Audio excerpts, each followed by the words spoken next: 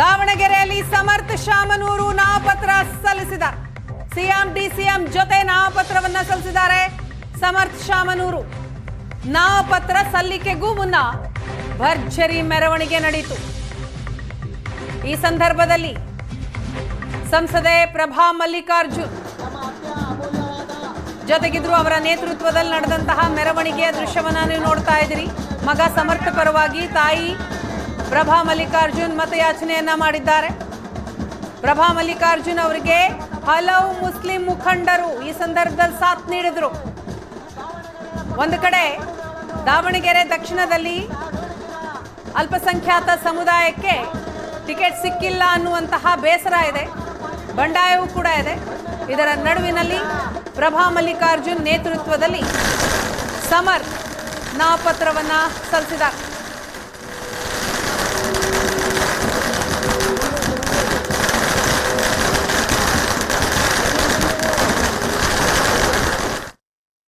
ಇಲ್ಲಿ ಶಾಮನೂರು ಶಿವಶಂಕರಪ್ಪನವರು ಕಾಲವಾಗಿದ್ದಾರೆ. ಅವರ ಮೊಮ್ಮಗ ಸಮರ್ಥ ಅಂತೇಳಿ ಅವ್ರಿಗೆ ಕೊಟ್ಟಿದ್ದೀವಿ.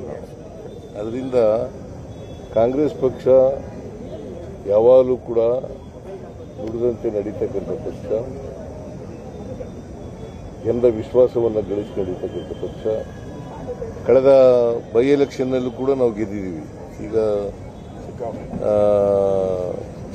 ನಮ್ಮ ಜನರಲ್ ಎಲೆಕ್ಷನ್ ಆದಮೇಲೆ 3 ಬೈ ಎಲೆಕ್ಷನ್ಗಳು ನಡೆದವು. ಒಂದು ಬಸವರಾಜ ಬೊಮ್ಮಾಯಿ ಸಿಗ್ಗಾಂವ್, ಇನ್ನೊಂದು ಚನ್ನಪಟ್ಟಣ, ಆಮೇಲೆ ಸಂಡೂರು. 3 ಕಡೆ ಬೈ ಎಲೆಕ್ಷನ್ಗಳು ನಡೆದವು. ದೊಡ್ಡ ಅಂತರದಿಂದ ಗೆದ್ದು ಕುಮಾರಸ್ವಾಮಿ ಅವರು ಮಗನೇ ಸ್ವತಃ ನಿಂತಿದ್ದ ರಾಮನಗರ ಚನ್ನಪಟ್ಟಣದಲ್ಲಿ. ಯೋಗೇಶ್ವರ್ ಗೆದ್ದ. ಸುಮಾರು ಎಷ್ಟು 22,000 ಅಲ್ಲ 22,000 ಅಂತರಗಳಿಂದ ಗೆದ್ದಿದ್ದೀವಿ.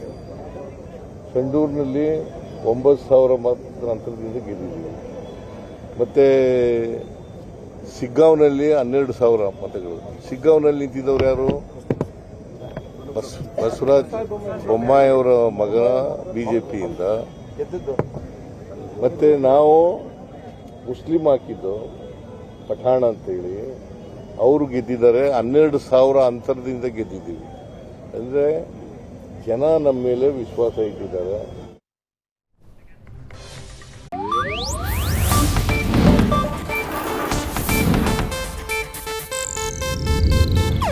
ಇದು ಏಷ್ಯಾನೆಟ್ ನ್ಯೂಸ್ ನೆಟ್ವರ್ಕ್ ಪ್ರಸ್ತುತಿ.